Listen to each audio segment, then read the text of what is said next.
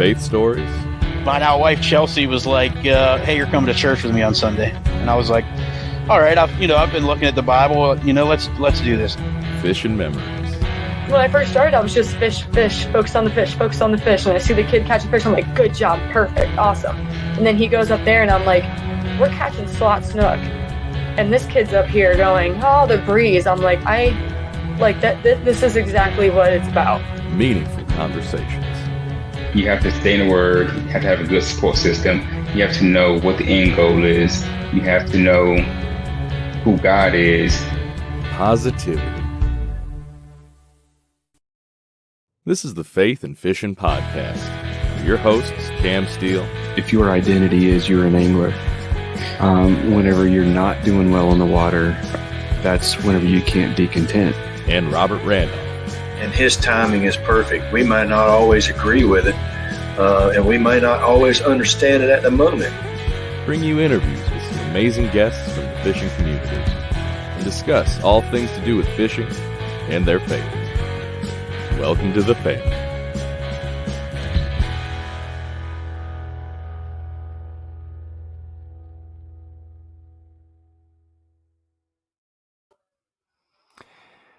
Hey guys, welcome to the Faith and Fishing Podcast. I'm Robert Randolph, and usually you don't hear my voice first because usually that's Cam Steele, but he is off tonight. He may be able to swing in here a little bit later, but rolling solo on this one tonight. Got a good one lined up for you. Definitely got a guest that's going to be able to drop a lot of fishing knowledge. So just kind of an update on where we're at. I think me and Cam both are fishing a local tournament this weekend. See if I can get some redemption from Lake Murray. I think I got a couple things figured out on old Sharon Harris, and I'm looking there probably be about 50 or 60 kayaks in this. So it's going to be fun this is our first local event of the season. So looking forward to seeing everybody at that, seeing how they're doing. A few of us made the trip a couple weeks ago to fish the Bassmaster. So there were 6 of us that camped at that, and we all had a great time. So looking forward to getting the local trail started back. Been doing a little bit of pre-fishing. So went last Saturday, and Harris is my home lake, so I you would think I would do pretty good on that. But last Saturday, I don't even know if I got a bite, and went back yesterday afternoon, which was that was on a Tuesday afternoon, and ran a couple more spots that I thought might be holding some fish, and they were. So only caught 2. I probably could have caught a lot more, but so close to being in the tournament time. So hopefully those fish will hold in there, and I can get a good solid bag. It's probably going to take 90 to 95 inches probably to win that, but hopefully those fish will still be there this Saturday, and we'll get a good showing for this first local tournament. That's really about all, because we'll see if Cam jumps in here. We'll kind of ask him, see what he's been doing this week. I know that I saw him post a few pictures. I'm not sure if he was fishing Harris or if he went to another one of his favorite lakes around Raleigh. But if he jumps in here, we'll get with him with that. We're going to go ahead and roll an ad. And coming up after the ad, we'll have Mr. Jody Queen. So you guys stay tuned. Get Outdoors Pedal and Paddle is one of the largest canoe, kayak, and cycling retailers in the Southeast, with a huge selection of kayaks, canoes, bikes, and all the accessories needed to experience paddling and cycling comfortably and safely. Get Outdoors helps to expand and educate the paddling community through their free demos held on local lakes in the Greensboro, North Carolina area, and through in-store clinics and on the water courses and demos, and will even get your new boat rigged up for kayak fishing for you. Stop by the shop in Greensboro, North Carolina, or visit them online at shopgetoutdoors.com to be wowed by their selection. All right. You guys welcome Mr. Jody Queen. Jody, how you doing tonight? I'm good, man. How are you doing? Man, I'm doing well. So we were talking a little bit on the pre-show, and I know you're right in the middle of getting ready for a tournament, but we've got a lot of listeners that are on the boat side, a lot of listeners that don't even do tournaments.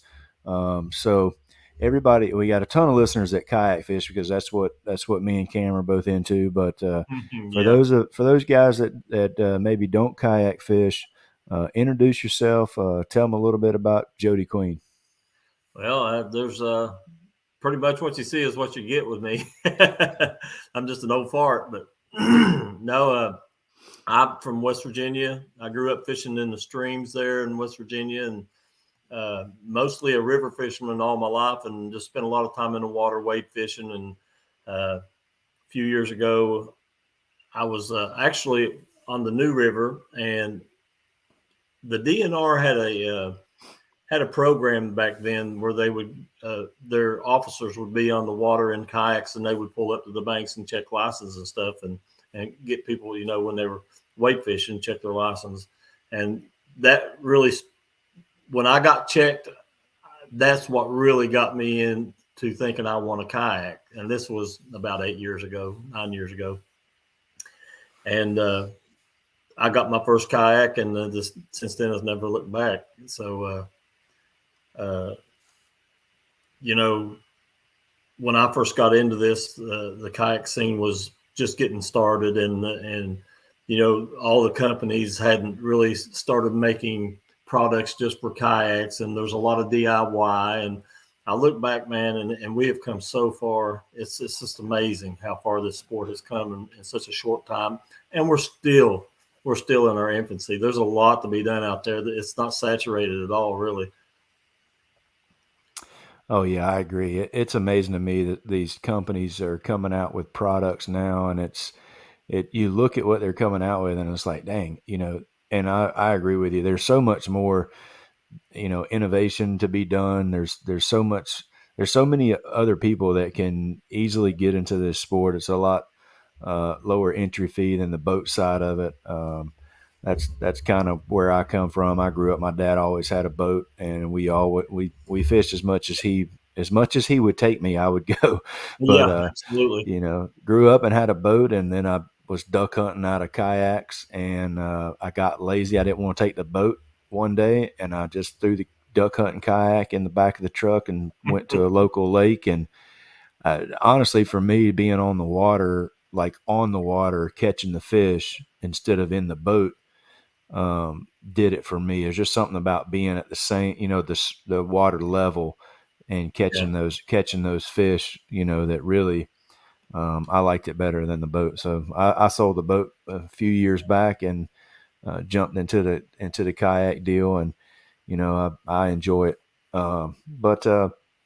So I know, for those of you that don't know, and I know Jody is pretty humble, but he's probably, I'm going to say, in the top echelon of kayak fishermen or anglers, period. Great river fisherman. And basically, if you ask any of these kayak guys, hey, give me a top 3 all-time kayak anglers, Jody's going to be in that conversation, every time. And so he's not going to come out and say that, but I'll say it for him. And if he enters a tournament, he's going to figure out a way to catch fish. And if you ever get a chance to listen to him talk about fishing, or go to any seminars, or he does some Bass University stuff too. So there's a whole array of stuff that Jody does that he's probably going to be too humble, but I'm going to try to drag some of it out of him tonight. I like to, I've always been forthcoming with information. I love to see people catch fish. So, and some of my friends get mad at me because I drop a lot of there are no secrets. There's nothing new under the sun, as they say. But I just like to see people catch fish, and you know what? It makes me compete a little harder if somebody knows what I'm doing. So, hey, it is what it is. And I just want to be consistent. That's all I shoot for. I would like to win everyone that I enter, but it doesn't happen that way. So, but I try to cash a check, and it keeps me rolling. That pays my entry fees and just it keeps me in it, you know. So I want that consistency rather than just, you know, winning one every now and then and not placing in 10 in a row and then just winning another one. I would just rather be in that top 10 if I can do that. To me, that's the most important thing, and having fun on the water, you know. So it's this sport you talked about being down low to the water. I mean, it's different in that, you know, there's different levels. That, like you said, I mean, you can buy a cheap kayak, get out there and catch big fish in it. You don't need all the bells and whistles. You don't need all that stuff. But when you're competing like we do, you got to have that stuff to stay relevant in the sport. And what's really interesting when we're talking about how the sport's evolved is, have you noticed that almost anything that comes out for a boat, they're making ways to use those products on a kayak now because they've come that far. Absolutely. So, you know, the forward facing sonars and the 12-inch units. And now we got, you know, consoles on our boats where we can run 2 units if we want to. And it's a lot of crossover. And so, you know, the things that are in the boat world aren't out of reach for us competitors, you know, that are really serious and want to get out there and do these national trails. There's those products are there for us too. So that creates, you know, it creates jobs, it creates, you know, engineering feats, and it's all interchangeable now. Yeah, absolutely. And you know, I agree with you totally. Anytime you see something, I mean, that comes out on the boat, they are figuring out how to get that on a kayak, because just like you said, if you're going to compete and I'll enter some national tournaments, but I don't compete at them. I just I go to have more fun than I do thinking I'm going to walk out of there with a check. But if something comes close, you know, I'll throw my name in there just because you never can tell, you know. Exactly. So, but you know, you go and you look at, you know, people are running power poles, people are running multi screens on there. A lot of people running 2. I've seen a couple people with 3. I've seen some people with multiple live transducers. They're starting to run that little rear side, the side view, you know, is coming into play. So you know what happened to me this year, Robert? I was fishing a tournament, my first tournament of the year, and I was pre-fishing for it. It was the Harris Chain down in Florida. And the day before the tournament, I was going out and just checking to make sure, you know, everything was cool. My fish were still there, and I was fishing a big grass bed area, and I was using the forward-facing sonar because I would find these grass beds and I would find the edges, and then I would cast beyond them when I was pulling my bait back into them. Those fish were tucked tight into them. And if you get on the grass bed and pull back into them, your bait gets into them a lot tighter, so those fish can see it and hit it. Well, the day before the tournament started, I lost my forward-facing sonar. It just quit. Oh, and that's what I said. I was like, oh, now I have predicated my whole tournament on having this system for this pattern, and I was like, what am I going to do?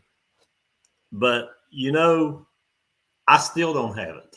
I've fished the last 3 tournaments without it. And I found that all that knowledge that I built growing up and competing without it, it all started coming back. And it was really sharpening my skills with my graph again. You know, it's really making me go back and remember all that stuff, and I'm kind of enjoying it, you know.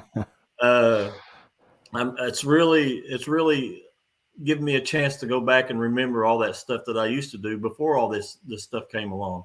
You know, I can remember using a jig, a heavy jig, to figure out how deep a ledge was, you know. I mean, those days, and it's really, I'm really enjoying it, and I've been finishing just fine without it. So there's times when I miss it. I think the biggest thing about forward-facing sonar for me personally, it's just a big time saver.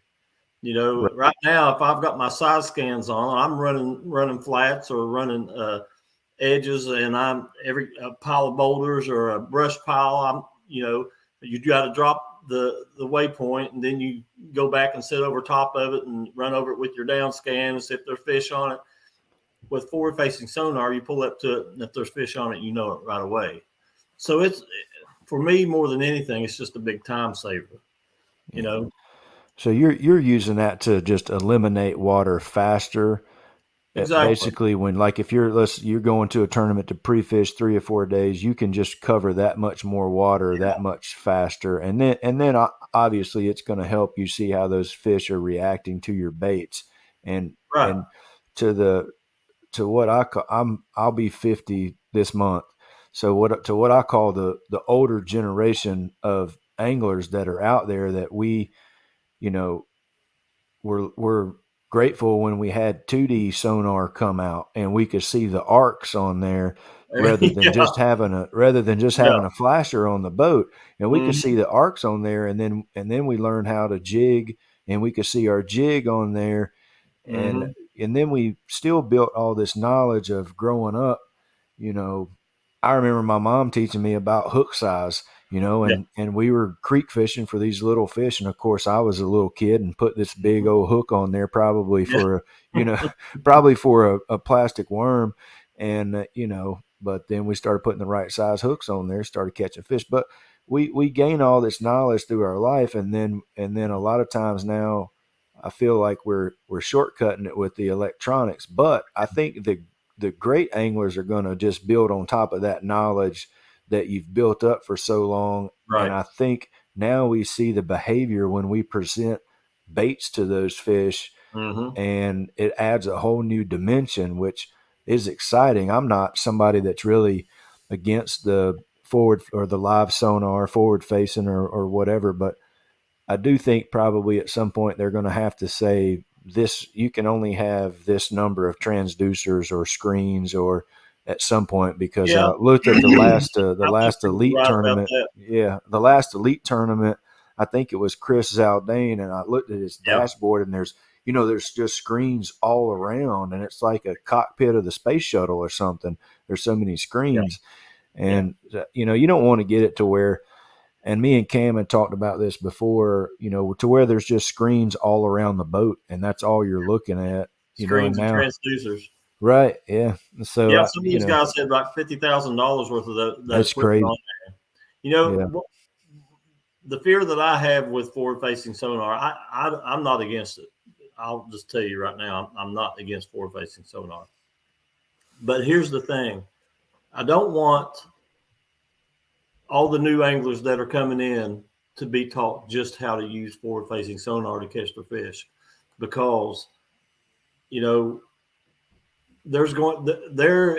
are anglers in the world who have all this knowledge and all this stuff to share.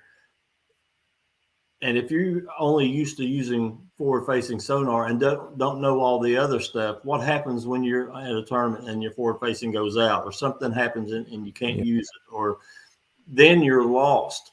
But if we pass this our knowledge on to the younger generation and they learn it, then they're not going to be lost without having that one tool. I just don't want them to be just one tool for everyone to use that are coming into the sport right now.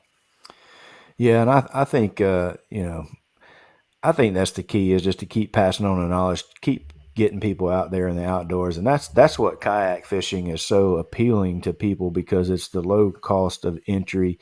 I know I was pre-fishing on the last 2 times. I pre-fished on Saturday, and I pre-fished yesterday for this tournament coming up on this coming Saturday.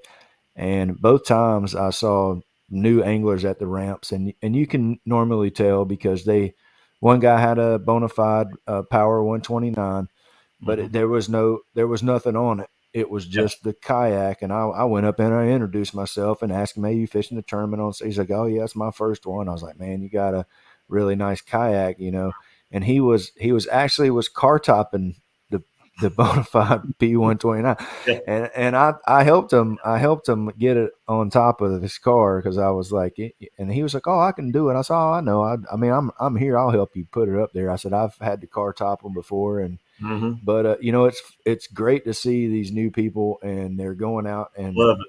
yeah, and they're getting into it, and so it'll be interesting because it wasn't that long ago. I was the same way. I mean, we were all there. Yeah.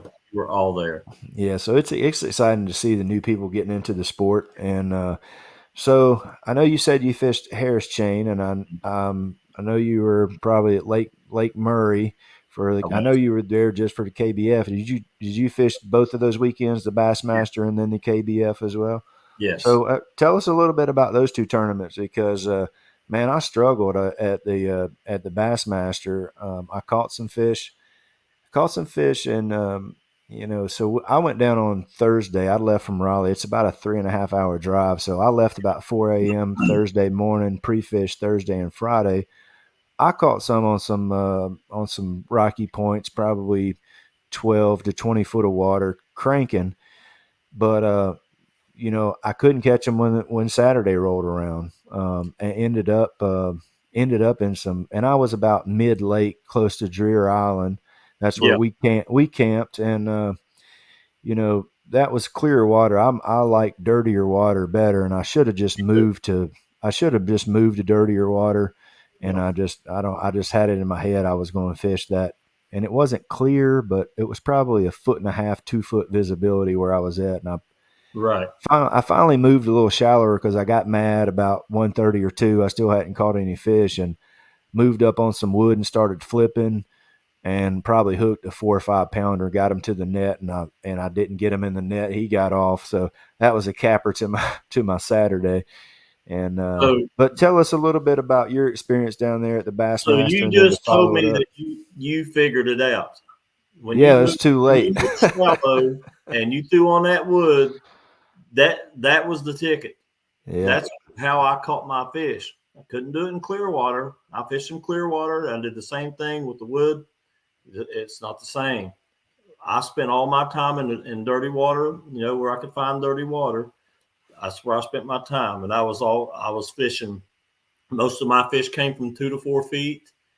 And, you know, dock post, my biggest producer, though, was ramps that came out and dropped into 4 to 6 feet of water.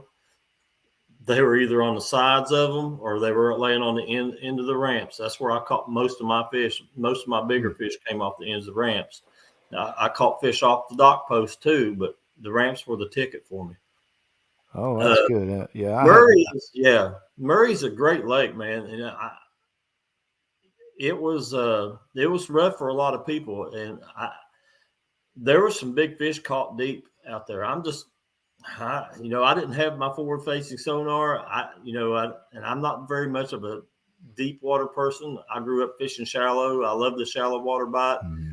And one thing I can tell you is, if a fish is shallow, he's there for a reason. You know, most of the time he's up there shallow to feed. You know, this time of the year, a lot of times those fish will get out in these channels and they'll stage out there.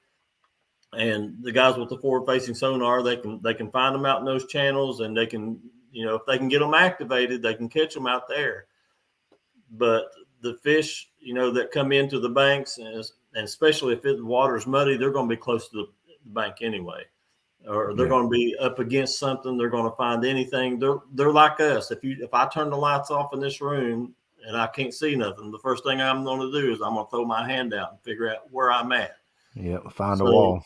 Right. I'm going to find a wall. I'm going to find something that orients me, and fish are the same way, you know? So yeah, man, I for the KBF tournament, I tried fishing some of that clearer water. I think I caught 2 fish on the first day, because they do 2 tournaments on the weekend. I fishing area that had clear water. I caught 2 fish on that first tournament. And then the second day, I didn't even go where I pre-fished or anything. I just, me and my buddy Corey Dreyer, I said, man, let's go swing for the fences and find some muddy water. And we did, and I come in 5th. So there you go. So, I was just throwing there's muddy water baits that work really well. Jackhammer is one of them. I was throwing a black jackhammer, and it's just, that kind of profile, that dark profile works really good in muddy water. But also, I've done really well on white and muddy water. And if I'm throwing white, I'll throw take a spinner bait. And a lot of times I'll take the lead blade off and put on a big thumping, like a number 5 or a 4.5 gold blade on it, Colorado. So you get that thump out of it, when it's come to the water and you watch your rod tip and it's going bang, bang, bang, bang. Mm-hmm. That's what you want in that muddy water with a big spinner bait like that. And I was just bouncing it off of timber, bouncing it off of wood. Again, I caught my fish in 2 to 4 feet, and it's just, the fish are there. You just got to figure out what it is that they want. Let them tell you what they want. Yeah, and that's the key to it. And I figured out, for me in going to these lakes that I don't know, it takes me probably 4 days to figure it out. A lot of times, it does. It takes me 4 days to figure it out. Yep. And so 2022, I went to Toledo Bend, and I went and fished Wednesday, Thursday, Friday, and then had something figured out. And then Saturday, that wind got so bad I couldn't hold on to my brush pile. I fished it in the morning time, but the wind was horrible. Yep. And kind of threw me off. But I was pretty proud of myself for going to that one. I finished like 100 out of 200, so I was middle ways. But and then did the Susquehanna, which I know is, getting up there to where you like to fish the Susquehanna and the New River and all that, all those river fisheries. But I think one of the hardest things that I've had to learn is knowing when to make adjustments. If something's not working, when do you cross the line and you're trying to force the bite instead of making an adjustment and do something else? We all have our comfort zones. We all have our comfort baits. And, it's hard to say, I caught them on a jackhammer yesterday. I can catch them again today. And then when you're not catching them, you want to keep throwing that jackhammer. Right. You want to keep throwing it. Because you caught them on a day before you. And if I just got to find the fish and get it in front, it's really hard to learn when to make an adjustment. Say, okay, look, this ain't working. I'm going over here. And sometimes it's changing areas. Sometimes it's changing baits. I kid around a lot with my buddy Corey. I told him one time, he's like, man, I ain't catching nothing on a chatterbait. We was down on the Kissimmee chain, and we just wasn't really doing that well on them. We was throwing chatterbaits. And then I just looked at him one day and I said, look, somewhere on every lake in the country, somewhere on that lake is a chatterbait bite. You just got to find it. And we were heading back to the ramp and pretty much gave up on it. And I seen an area that looked just a little bit different and had a different kind of grass in it. And I said, well, let me go over here and check this before we leave. And we got on a chatterbait bite there and absolutely wore them out. So at any given time, there's a place for a spinnerbait. There's a place for a chatterbait. There's a place for a crankbait. Just knowing those areas and knowing when to use them is a big thing to learn, and knowing how to make those adjustments. Yep. And adjustments, I find myself thinking I'm making an adjustment, but then when I go back and I look back on what I did, like even after, Lake Murray, Bassmasters, I pre-fished Thursday, and I had 3 ramps I was going to Thursday. So I went to ramp A, didn't do any good. Went to ramp B, didn't do any good. Went to ramp C, didn't do any good. And by that time, it's time to go set up the tent, set up the camp, get everything plugged back in for the next day. Mm-hmm. Then I went and fished those Rocky Points with crankbaits on Friday, caught some fish. I'm like, okay, I'm doing this. And so then I go back, do the map study, and I said, I'm going to do this. I'm going this point. Mm-hmm. And then started running that on Saturday and didn't pan out like it did on Friday. Mm-hmm. But what I really should have done after Thursday, even from the 3 ramps Thursday to Friday, looking back on it, I was still in the north middle of the lake, which was clear because where the river runs in, that whole south side and up there was a lot dirtier. I should have said, okay, And I knew that because I'd been looking at the satellite photos, Right. and I knew what the water looked like on the whole lake. But instead of taking myself out of that and going to a totally different part of the lake and trying that on Friday, I didn't. I stayed in kind of not the same area, but the same type of area, different area, but the same Exactly. looking water. Yep. Looking back on it, I'm like, you should have just switched altogether, Yep. And but I think that's just doing tournaments and getting some more stuff under your belt and figuring out. So then I'll know next time, like, okay, this is the plan. If something's not working, is to make a big enough change. People think, and myself included, oh yeah, I'm making adjustments, and then when I go back and look, I'm like, you didn't adjust. Not really making that big of adjustment. Yeah, right. Going to a different ramp doesn't mean you're adjusting, because if you go to a different ramp, but it's the same looking water, you're fishing the same thing. Right, and that's why when I talk about being in your comfort zone, it's not just with baits. It's also with a structure and cover that you like to fish. You might switch areas, but if you're fishing the same thing, you're pretty much doing the same thing. Right. So on day 2 of the KBF tournament, when I tell you there's a chatterbait bite somewhere on every lake at any given time, you just got to find them. I wasn't catching anything on a chatterbait. I wasn't catching anything on it. And I found an area where I thought I could catch them on a chatterbait. It was muddy. It had standing timber in it. It had, grass in it. It had, it had all the things that were perfect for a chatterbait. And it just so happened that, and I was on the totally opposite side of the lake in a place I'd never fished before. And the chatterbait bite was there. So there's that too. I mean, you might, if you're still comfortable throwing that bait, you might just have to find the perfect area to throw that bait. You know what I mean? Yeah. But most of the time it don't work out that way, but it did this time. Yeah, exactly. So let's shift gears some from the tournaments you've been doing, and I know you're down pre-fishing for the Hobie at Logan Martin. Let's switch gears and let's talk a little bit about rods and Cashion Rods and the role that you played in developing a lot of their kayak specific rods. I'm actually, I work about a mile from their facility in Sanford, and that's normally what I'm throwing.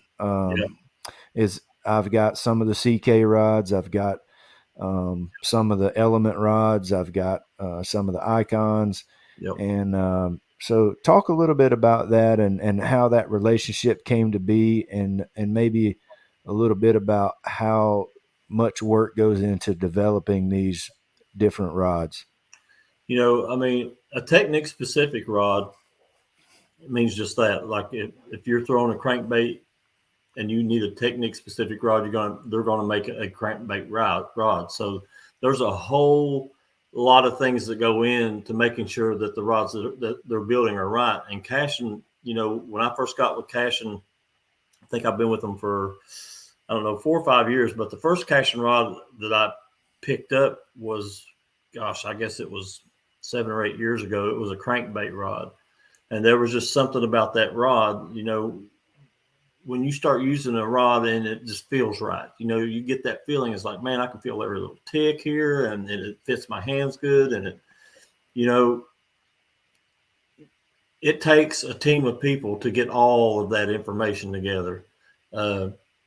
So Cashion, when they came to Corey Dryers, was the other guy that was in on this, and actually Casey Reed was in on it too. And when they came to us, said, we're going to do some technique-specific kayak rods. Can you tell us what are some of the attributes these rods need to have? By then, I was well known for throwing a chatterbait, and Corey was too. And that was probably one of the biggest things that we wanted when they said, give us a chatterbait rod. We knew immediately what we liked in a chatterbait rod. The drop shot or the shaky head rods that they put out, Casey is like one of the best. Yes. I love throwing a shaky head. but I'm usually doing the shallow dock stuff. But man, I have seen him sit on a rock pile for hours and just burn them up on a shaky head. He's got that patience for it, that kind of patience for it. He's a heck of an angler. So when they came to us, we knew we wanted it like the chattergrass rod. We wanted it perfect. And, I was worried that Cashion was going to say, hey guys, you're taking too long. I mean, we're waiting to put this out. This thing's got to get on the market. We got to do this. And we never got any of that. None of that. They were with us every step of the way on that rod. And I think it took us like 2 years total to get it right. They sent us like 4 different prototypes, and we talked back and forth on every step of the way to get it right. But we wanted a rod that had a real nice, strong backbone, but we wanted that transition from the tip to the backbone to be quick. So we designed that rod to have a nice, flexible tip, where most rods will have a parabolic bend, for chatterbaits when you're fishing open water. We call it chattergrass rod because it was made for grass. But now once you start using it, I use it everywhere. I use it on rocks. I use it everywhere. But it really excels when you're fishing really heavy grass, like in Guntersville and down in Florida on the Kissimmee chain. But what we wanted to just be able to reel that bait into that grass. And instead of having to yank that bait through there, we wanted that rod to load up. And once that tip loaded up, you had enough backbone, and the transition was fast enough to where it would pull that bait out of that grass. And that's where a lot of your strikes come from. And when they got that rod right, I'm telling you, it's just, I've used a lot of different chatterbait rods, but that's the best chatterbait rod, not just because I had a hand in it, but it's just, I've caught so much fish off of that rod, and it is the toughest rod I think that I've ever owned. I still have the original prototype when they got it right, and you ought to see it. I have wore the handles off of it, and I've never had an eye on it or anything, and it's an amazing rod. I think John Cruz actually uses the Kayak series Cashion chattergrass rod when he's fishing his tournaments. But I would really like to see them come out with one in the Icon series, just because. Yeah, I think it would cross over well to the boat world. A lot of boat guys are not going to pick up a kayak rod, right, because it says kayak on it. Exactly. Yeah. And I think that they should come out with one. But Cashion was so, they're just a great company. The guys there they're amazing people, and they listen to the anglers when they come out with that whole line. But the crankbait rods that they put out are amazing. I've been using the John Cruz crankbait rod lately. Man, that rod is just, you talking about feeling every little thing, every little bump, anything that lip hits on the bottom, you can feel it. It has great action. And when the fish hit, it plays so well. You rarely have a fish get off, and you know how they are on crankbaits, man. Oh yeah. You get one that jumps, and he's going to throw it. But that rod if you use that rod right, fish you can keep them from jumping with it without. It's so, gosh, I don't know what the word for it, but I was like fighting the fish today. I caught them on crankbaits today, and I hooked a nice fish, and I was like, I was hoping it wouldn't get off, because you always do on a crankbait. But when I was fighting that fish, it started to come up, but I eased up on it enough to where it lost interest in jumping and trying to throw it. You know what I mean? Right. But I still had bend in my rod, which meant I still had tension on Still that. had pressure on it. Still had pressure on that fish. And he said, well, I'm not going to jump, I guess. And I got that fish in without it jumping. It was a nice fish, 18 incher. Oh, and those things, they use that when they're 18 inches, that's all they want to do is jump and throw. Yes. So, yes. When you have a rod like that, those technique specific rods, and they work that well, you've got something. And you're talking about rods that, man, the Kayak series rods, I think, are $179. And they perform as well as any $300 rod I've ever owned. I agree too. Like I've got the CK cranking rod. I've got the chattergrass rod. I throw those two all the time. I've got shaky head rod. and then I Oh, have the spinnerbait rod. yeah. Man, that spinnerbait rod is awesome. Yep, I got the I've shaky fallen head in love with rod. it too. Yeah, I love it. And then I have, let's see, I have the CK, the worm and jig rod. I throw it all Yes. the time. And then a guy that I work with, he didn't really know he boat fishes, but we talk fishing all the time. And he was like, man, you ought to come look at this worm and jig rod I got. Man, you come check it out. Come to the truck out there at lunch. So I went out there. He's got an Element worm and jig rod. He's like, man, it's the best worm and jig rod I've ever had. And I went by there because I work so close. I'll go by there and get some out of the showroom and, mess around with them, whatever. And I went and started messing with some of those Element rods. I picked up a couple of those just because, man, those things are great too. So I've got They're a great Ned rod. rods. Yeah. And then, I picked up another worm and jig rod. I just wanted to have 2 worm and jig rods. And then, just picked up the Ned rig Element rod to throw my wacky rigs on. Right. I don't really Ned rig fish that much, but I do always have a wacky rig Cinco tied on just to throw behind stuff, and that works really well for that as well. So, Have you tried the BFS? I haven't, but that's probably my next one. So I just put me a little.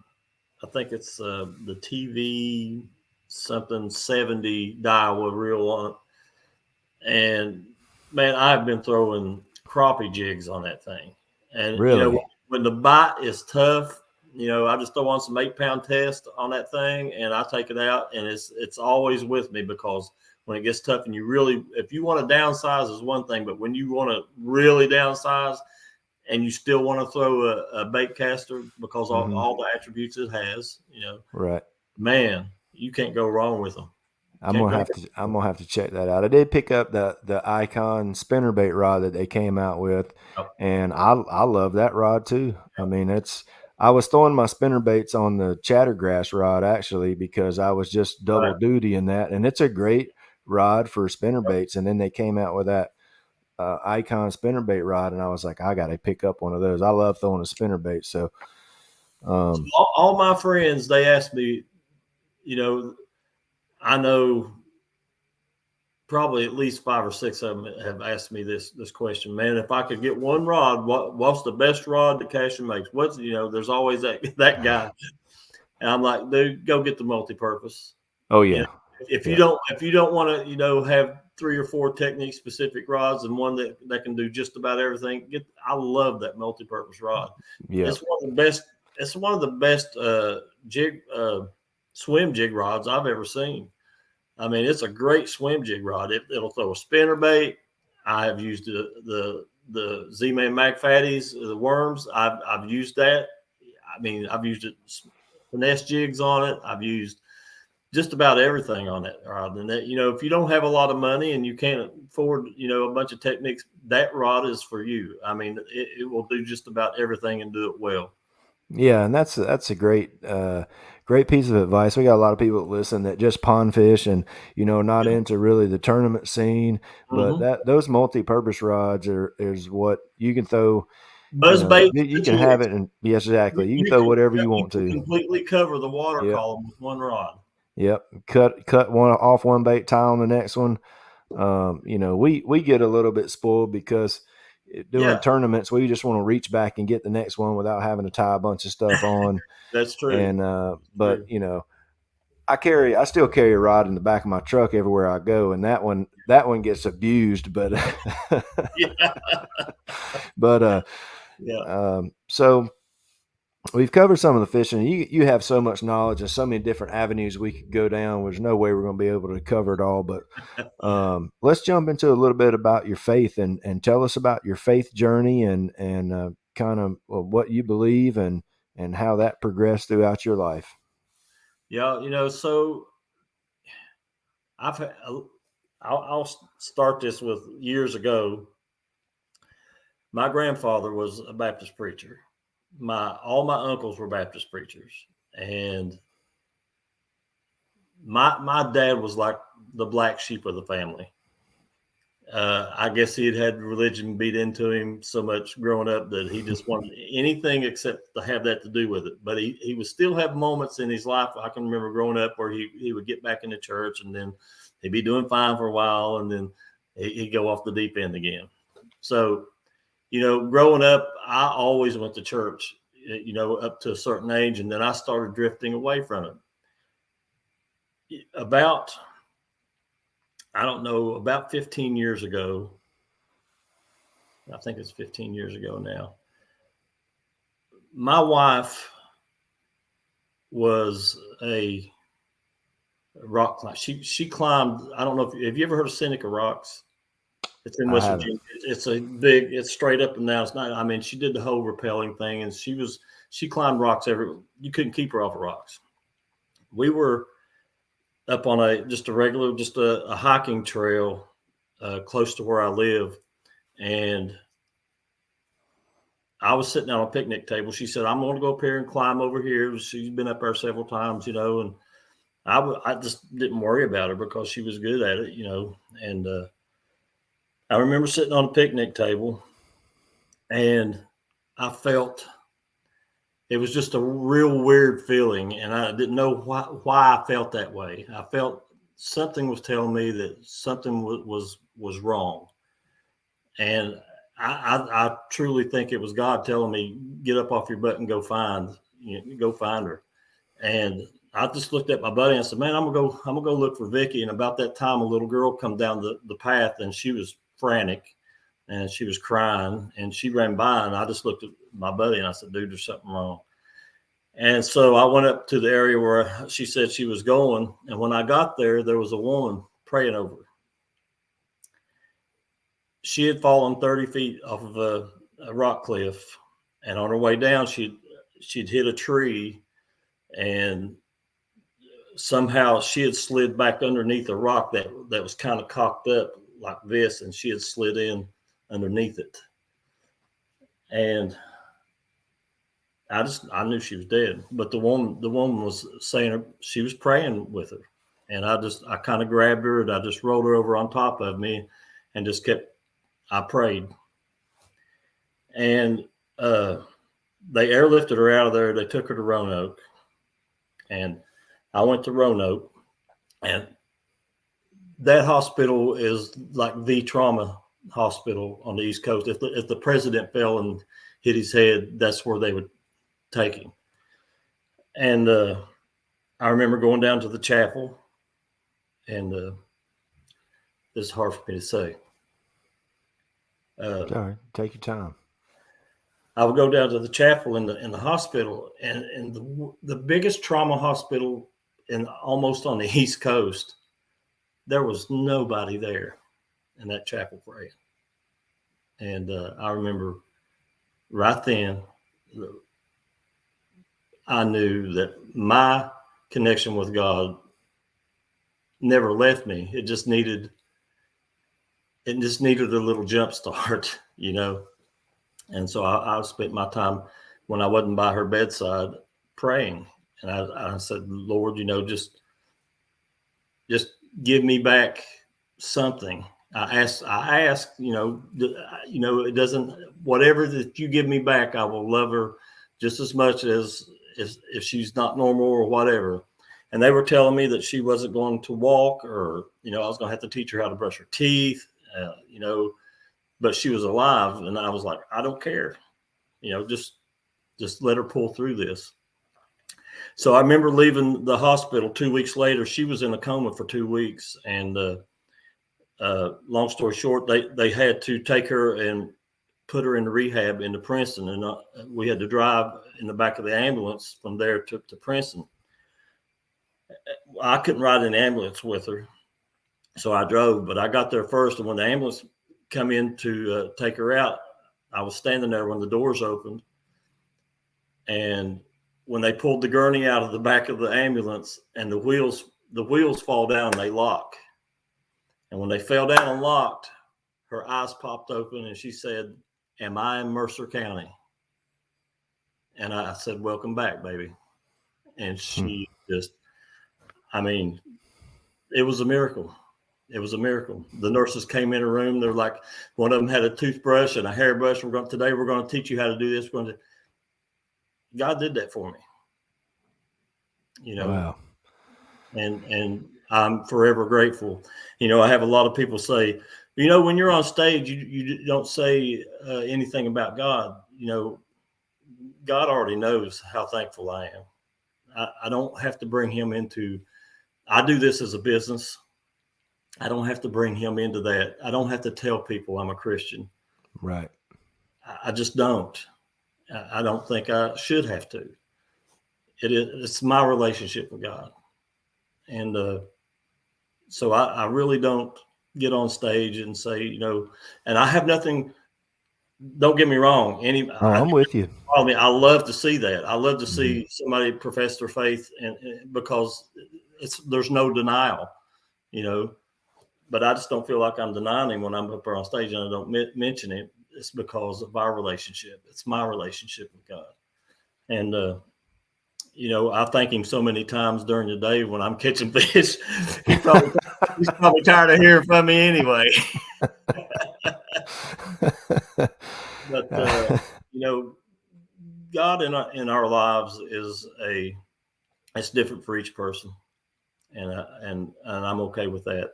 Matt Ball is probably one of the biggest, spiritually for me. He keeps my spirit strong a lot of times, and we rely on each other sometimes. When we get down, we'll kind of call each other, and kind of vent on each other every now and then, and it helps. But it helps to have someone to talk to and somebody to pray for you. But I think it helps. I think that, prayer is real. It is, I've had things happen in my life that you think there's no coming back from, and you get on these prayer chains in the churches, and when people call you, we're praying for you, our church is praying for you. It does something inside of you. It changes your makeup, or it changes something in you that gives you hope, and when you're talking to people around, they feel that. So it totally changes everything around you. It totally changes your environment. It changes who you are. It changes, the negativity. It takes the negativity away from you. It keeps you positive. It keeps you hopeful. And it also, we have to understand that God gives us, Matt said this really good at the last fellowship meeting we had. God gives us storms. There's storms in our life. There's going to be death. There's going to be sickness. There's going to be all these storms in life. But it's a plan to help you overcome that so that you can pass it on and teach other people how to deal with that. So we have to have that in our life. If everything was peaches and cream, then, that's right. It doesn't work that way. We'd become something else. So, having those storms in our lives help us to help other people when that happens to them, getting through those things. And those kind of gifts that you give people they're immeasurable. You can't put a value on them. I agree. I mean, that's a great story about your wife and how that all transpired, and for you to see that and feel that. She's a miracle, no doubt. Yeah, There was spinal fluid awesome. coming out of her ears. I mean, it was bad. And my sister, I'll never forget this. She said, "How do you do this day in and day out? How do you do this?" And I'm like, "Do what?" She said, "How can you be so calm around her?" Well, that's the man upstairs. That gives you, if you have faith, you're able to handle those things differently than a lot of people do. But you also don't have a choice. There is no choice to make.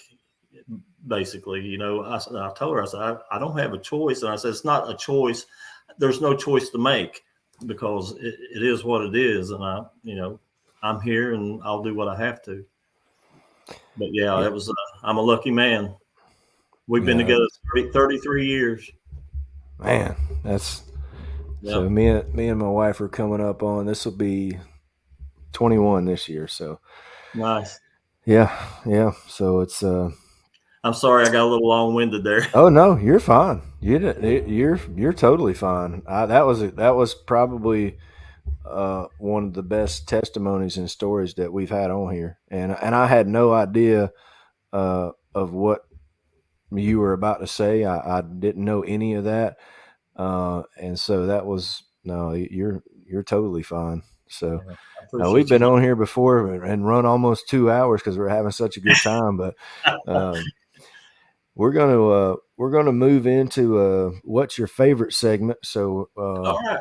we got a little sponsor for that. So let me play this, and then we'll do a what's your favorite. Okay. It's time for What's Your Favorite, powered by Nakwa Adventure Gear. Power that fits in the palm of your hand.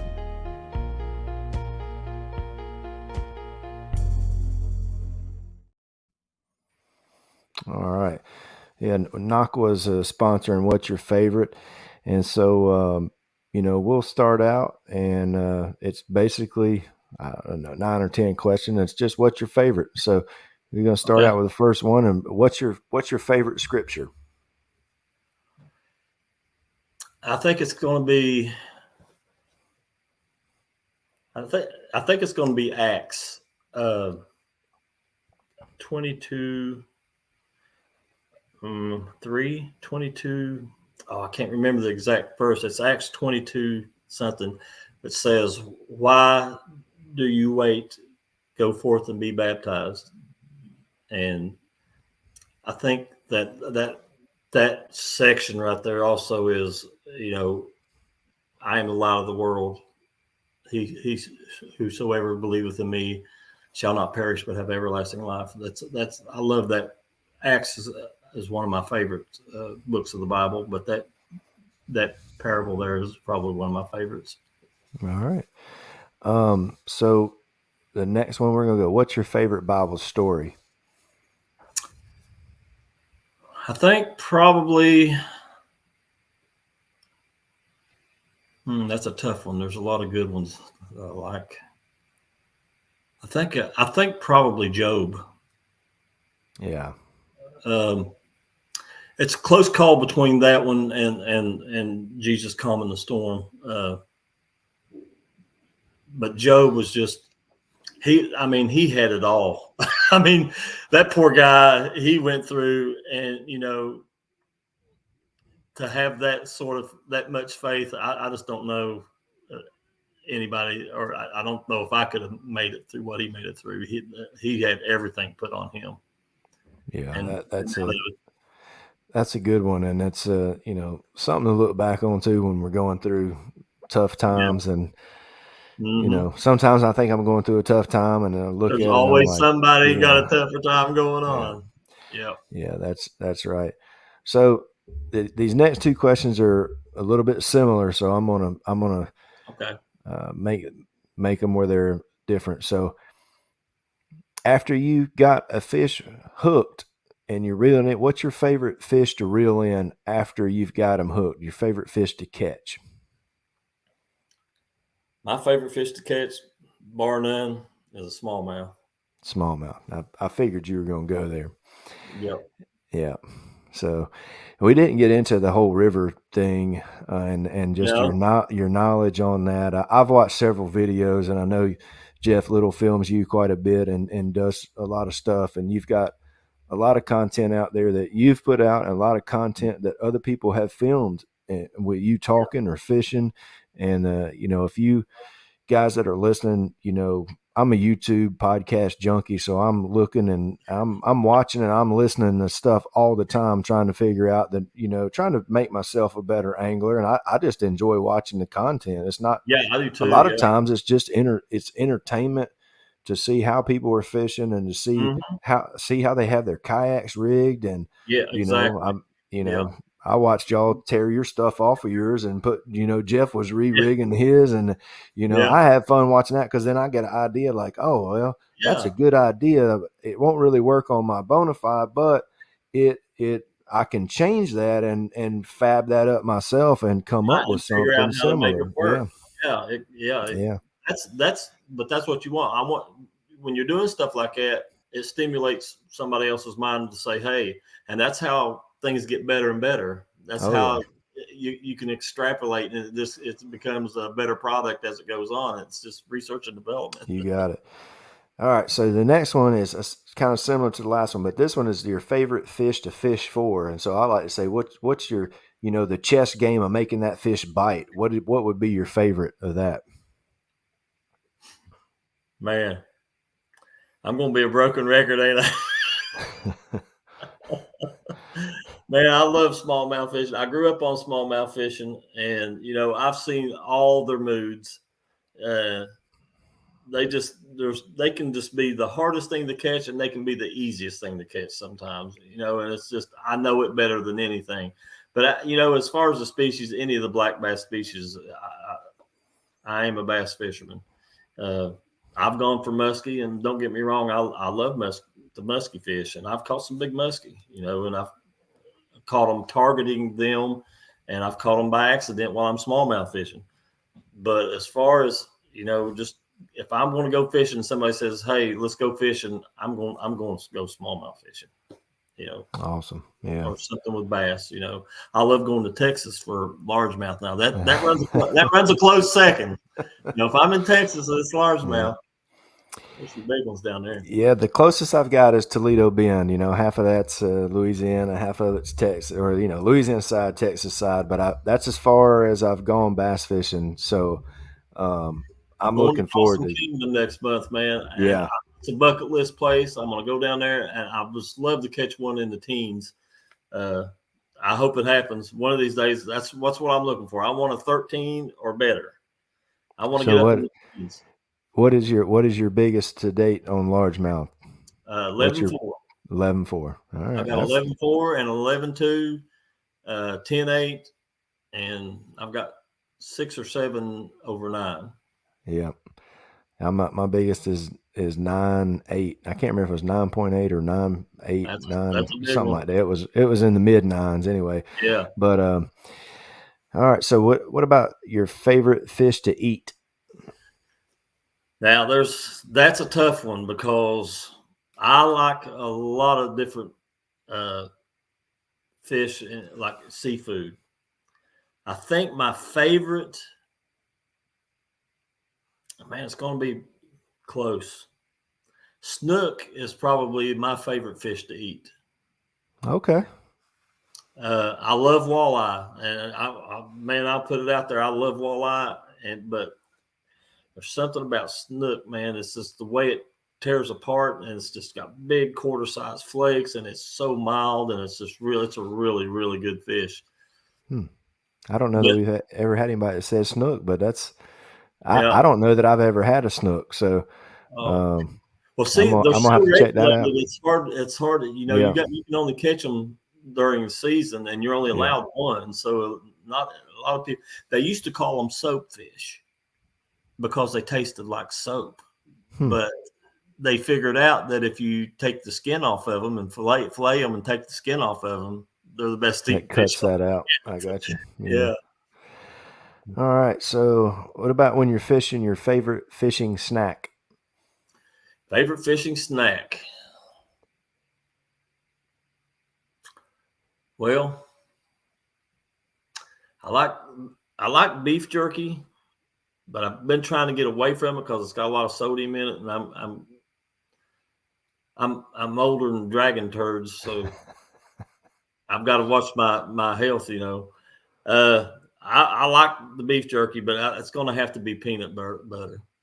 Yeah, I don't go anywhere without peanut butter. I get the little snack peanut butters and Ritz crackers, and I'm fine. I can live for days on peanut butter. Yeah, I'm the same way. I always have that. I started buying the ones with honey and peanut butter, and man, I'm addicted to those things. But I left the house to go to Murray on on Thursday morning. I was packing up all my stuff Wednesday, and my wife's like, well, what are you going to eat? I'm like, well, I got 2 loaves of bread, a jar of peanut butter, and a jar of jelly. I said, I'm set. I said, I can eat peanut butter, and I can eat peanut butter and jelly for a week. I said, you and Matt Ball, every house we stay in, if you look in the refrigerator, there's jelly and there's peanut butter. That's it. And See, I mean, I can take peanut butter and cheese. I can take peanut butter and jelly. It's according to what I feel like that day, but it's always going to be peanut butter. Yeah, she said, what are you going to eat for breakfast? I said, peanut butter and jelly. Don't matter. Right. It doesn't matter. Get something in your belly so I can fish. Yeah, I have to make myself stop and drink and eat, because it's like, that tournament mindset, you're just fishing and you look up, I'm like, how is it 12:30? And I haven't, how is it 12:30 already, And why is my gut hurting? Why am I hungry? All of a sudden you're hungry. And why do I have a headache? I haven't drank anything, haven't eaten anything. Exactly. You got a headache. I joke around because if the fish aren't biting, my boat is usually clean. But if they're biting, I've got snack wrappers laying everywhere. Oh, yeah. Because I've got them figured out, and I'll eat that cake right here. And I'll sit around, I'll do this. But if I'm not on the fish, I got 15 rods behind me, and there ain't a paper or nothing in the bottom of my kayak. All right, everybody, there you go. If Jody's comes to the ramp and his kayak is clean, then don't follow him out the next day. Well, I get told a lot. They watch me at the ramps. When I come in, I've only got, because sometimes I'll only take 3 or 4 rods with me, and they go, well, we're following him because he's got them dialed in. Yeah. I had a guy come behind me one time after a tournament. I was going back to the ramp, and I was on this pattern, and this was it was Toledo Bend. And it was just one of those patterns where if you didn't do it just right, you wasn't going to catch fish. And there was 2 guys following me to that ramp. They see me at a gas station. I didn't know it at the time. But when I was coming back to the ramp, one of the guys said, well, I'll never follow Jody Queen to a ramp ever again, because he zeroed that tournament. Yeah, you can't catch other people's fish. You can't. That doesn't matter. No, it's going to throw you off. Just go do your own thing. And you'll get frustrated. You'll get spun out. I'm doing the same thing. Yeah. No. Yeah. It's always a little different. All right. What about your favorite body of water? Oh, wow. Let's see. Well, and it's I'll tell you what my favorite body of water is, but it's not because of it's the best fishing. I love Caddo Lake. Now, I know everybody thinks I'm going to say the Susquehanna River, but I love the Susquehanna. Don't get me wrong, but I go up there and I catch fish, and it's fun. I love it. It's the love of my life to catch smallmouth. But there's something about Caddo Lake. When you get on that lake and you get back in those cypress trees, there's like just highways. I mean, you can get back there, you can paddle through all the 300-400-year-old cypress trees, and it's 6 feet deep all the way around them. And you can go, you're paddling through the forest is what you're doing. And it's just, it's an amazing, amazing place. And it's got big fish in it. Yes. Yeah. I always see, there's no other place that I've fished that is like that lake. It's unique for me. I mean, Beastino is right around the corner, and it's kind of the same, but it's not like it's not like Caddo. Yeah, so 2022, when I went to Toledo Bend for the Hobie BOS, I think MLF was on Caddo, and I stopped there. Because I went on Wednesday. I think they were starting on Wednesday. I stopped there, and I was stopped at the ramp they were launching from, but it was like 3 a.m. I had driven all night, and I was like, I gotta stop. I was like, I'm just going to sleep here and watch them launch at this, and then the gate was locked, and I just decided to just go on to Toledo Bend. So I was going to watch that, but that is definitely it's on my list. It's not that it's got the biggest fish in the world, and it's not that it's the aesthetics of just being there. Yep. It's a beautiful lake, and you can't get that everywhere. Yeah. Getting in there and paddling around those trees it's amazing. Yeah, I got the same feeling at Santee Cooper too. Just all the Spanish moss hanging down off of those things. Yeah, Santee's another one of those lakes where you can get back in those trees too, but it's not 300-year-old. No, it's not. Yeah, Yeah. And I like Santee also. Yeah, that's a nice. Yeah. That's a good thing. We have a love-hate relationship. So, Yeah, I do with most lakes. all right, we got two more. Favorite lure to throw, which I know what this is going to be already. My favorite lure to throw is a jackhammer. Yeah. It is just. So, I know you're a big Z-Man guy. Is there any other variations that you like as much as the original jackhammer? Like, do you throw the chatterbait or the minis or anything like that, or you just There's a time and place for just about anything. I mean, there's three baits in the chatterbait line that I really love, and one is the Mini Max. You know, when it's November, the temps are falling, the water's cold, you know, it's clear. I'll throw a Mini Max and do really well on it. But I think what I've been throwing mostly lately, I think, is the Evo. It's got a rattle somewhere in between the jackhammer and the Mini Max. It's got a little bit tighter rattle to it, a little bit tighter action, and it's got maybe a little bit faster blade than the jackhammer. Yeah, and the colors. Good things about colors that. great. But I've been throwing that thing. It's been doing pretty good. Those new chatter spikes. Yeah. You like those? Yeah. Oh yeah. And colder water what's in the 50s or something like that. That chatter spike, it's just got that little wiggle tail. You know, it's not displacing too much water. Right. As the water warms up a little bit, I'll go to a bigger thumpier tail. You know, if I'm fishing really muddy water, I'll put a thumpier tail on it. But you know, that bait is designed it's a noisy bait already. So, you know, I mean, it doesn't need a big thumping tail like a or, you know, a diesel minnow or something like that on the back of it all the time. So I throw the chatter spike because you can get about probably 10 or 15 more feet out of casting that thing, man, because the tail's not grabbing the wind when you're throwing it. Because if you notice when you're throwing chatterbait, you get a little bit of wind, it'll go, you know, it'll spin out.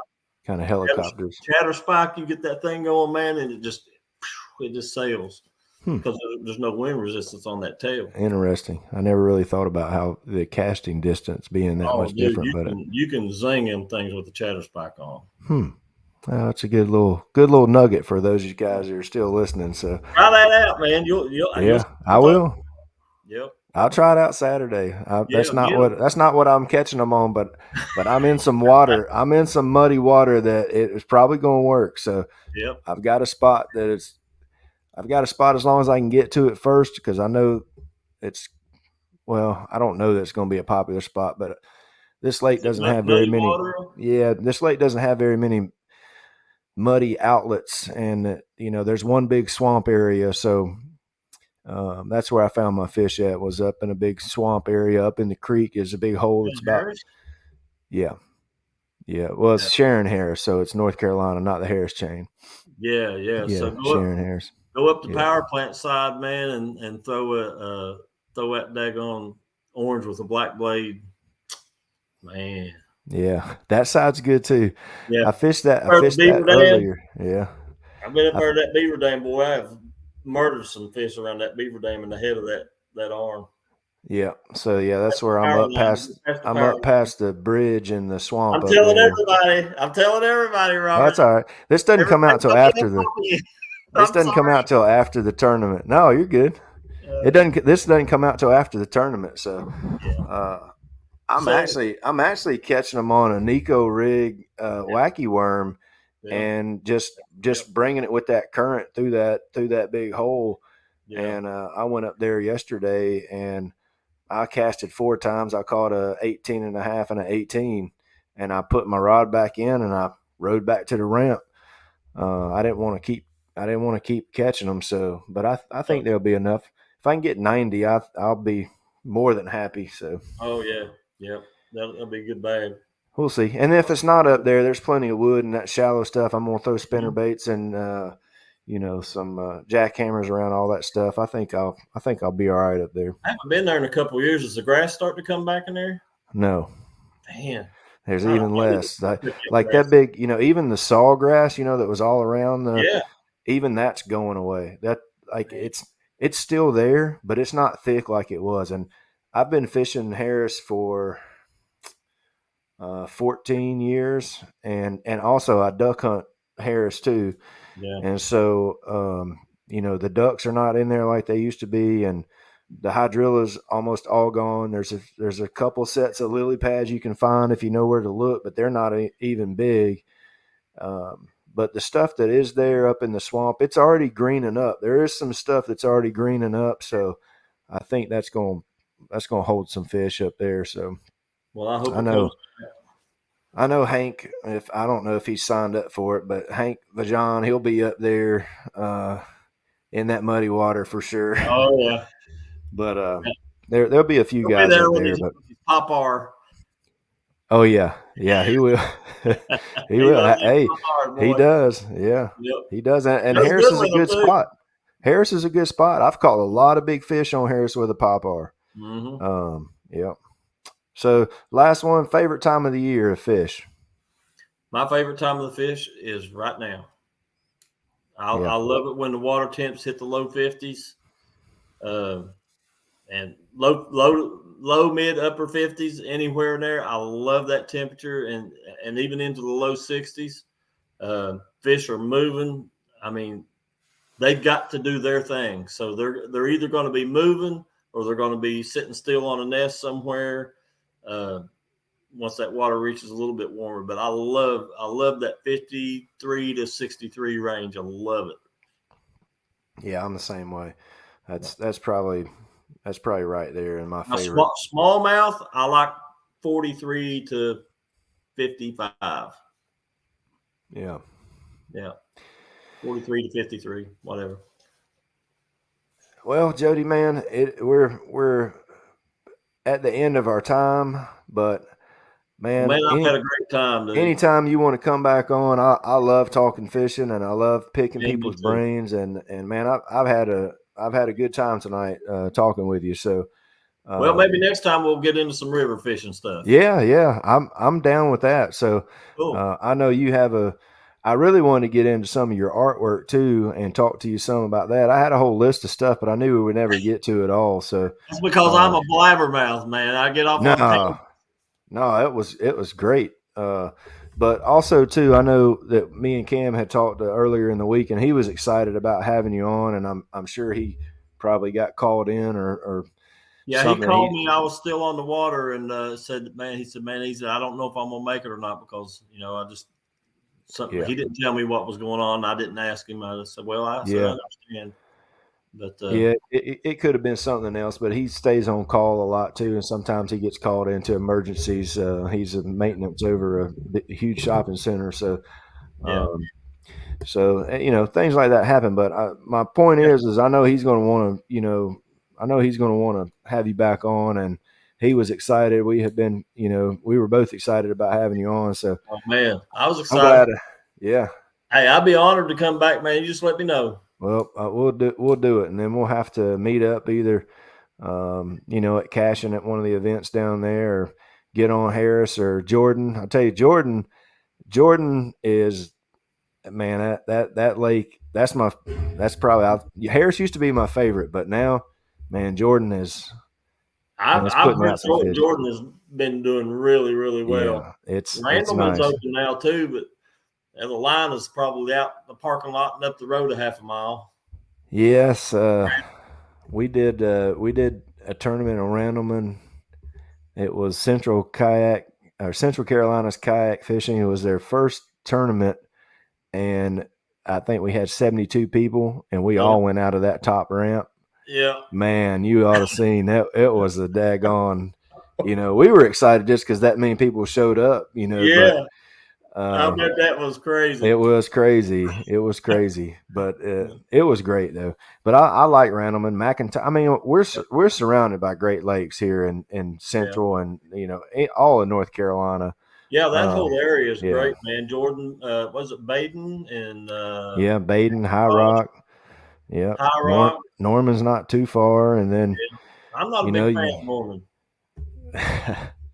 Yeah, Well, it's if you can catch a early If you get in the morning. river, I like Well, it in the river. yeah, if you can catch a early morning largemouth and Yeah, you get a good anchor right, fish, you can right. do okay. Yeah, Yeah, I did my best there. I came in sixth in the state qualifier for the bass a couple nice, years ago, cool. but that was I caught a big largemouth early. Man, that Um, kicker, a yeah, kicker in Norman goes a long way. yeah, it does. I couldn't get rid of like a 13 incher though. If I could have caught one more 16, I would have been right there. But it was one of those days I couldn't catch anything bigger. I kept catching 12 and a halves and Yeah, nothing to yeah. upgrade, but you know how I've that been there, goes. man, many a time. Well, look, you want to tell people how to follow you, any of your social media stuff, any of your sponsors, go ahead and shout your social media and your sponsors out and Yeah, let man, them you know. guys can go on Jody Queen Fishing through all my pages are Jody Queen Fishing. That's Instagram, that's Facebook, Threads, YouTube. Just plug in Jody Queen Fishing, and you'll find me there. Uh, you know, we talked about Cashion guys. If Cashion rods are the real deal. They're made here, and as much as 90% in USA. I know you got to get guides and stuff elsewhere. I'm not sure how all that works, but they wrap their own blanks. They do it by hand right there in North Carolina and Sansom, is it? Sanford. Mm-hmm. Sanford, right? And if you want to support your local economy and keep it at home, that's the way to go, man. Buy local, and they are local. Z-Man, everybody knows I'm a big fan of Z-Man. The baits are tough, and if you're on a budget, those baits last a long time. I like to give them to kids because they can't run through them real fast. They last a long time, and a lot of people don't have the money to keep going out and buying baits. So I love that aspect of Z-Man, but they also have great baits like the chatterbait, and which that's what I throw a lot. But the Mag Fatty Z, the worms, they're great. Z-Man's just a great bait company. They're there out of South Carolina. But yeah, Cashion Rods and Z-Man and Dakota Lithium batteries and Fishing Online. If you guys need anything from Z-Man, anything that Z-Man Fishing Online has a great selection. Yak Attack, they have all the Yak Attack stuff there that you need to get your kayak.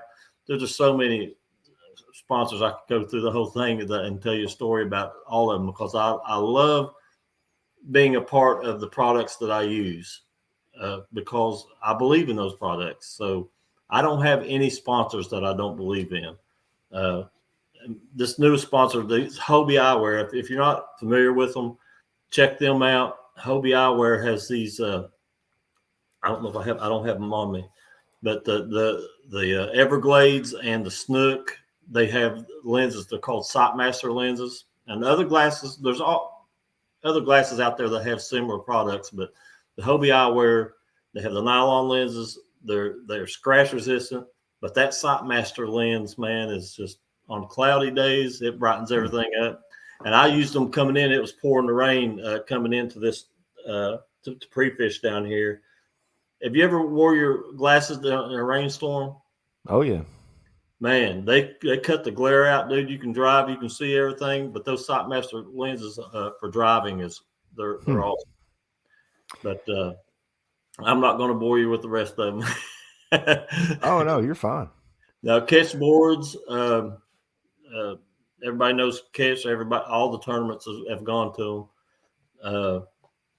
Hobie boats, kayaks, Hobie kayaks. Man, I've been in a 360 now for I think 3 or 4 years now. I mean, for me as a tournament angler, they're just a great platform to fish from. They're wide open in the bow. The 360 drive is amazing, especially if you're around docks and stuff like that, because you can maneuver them so well. But when you throw a torpedo motor on the back of them, they're a totally different animal. I used 1103 on mine, and man, I can turn that thing on a dime. It's a 14-foot boat, and you can just turn it on a dime. But yeah, those products, I believe in all those products, and I don't think I'm not steering you wrong by telling you to try them out. No, that's a good list of products. So Definitely so. Well, Jody, man, I sure appreciate you taking the time to come on. And like I said, we're going to get you back on here and talk some more about Good. some river fishing and, Nice. and your art. But man, I thoroughly enjoyed it, and I Me appreciate too. it. I had a great time, man. Robert, you have a good evening, buddy. And thanks for having me on. Yes, sir. You do the same. Thank you. Bye, everybody. All right, guys, that's Jody Queen, and man, what a great representative for the sport of kayak bass fishing, and just man, I had such a good time talking to him. Learning some little nuggets here and there, and what a faith story as well. So, man, that's a great episode. I hate it that Cam missed it, but I'm kind of glad I had Jody all to myself. So that's a little bit selfish on my part, but what a great episode. So I'm going to go ahead and pray for everybody and get us out of here. So dear Lord, thank you for this day. Thank you for giving us the opportunity to get your word out.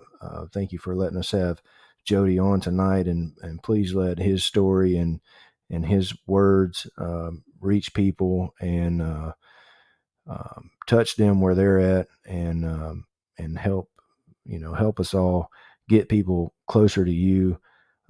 Forgive us of our sins, and watch over all the anglers as we head into the season. Make sure everybody remembers, help them remember to get that life jacket on at PFD, so we can all get home safely to our loved ones. And just watch over all the anglers and all the different tournament organizations, and give us the strength to for our words and actions to bring people closer to you. In Jesus Christ's name we pray. Amen. Hey, well, you guys have a great week, and we will talk to you next week.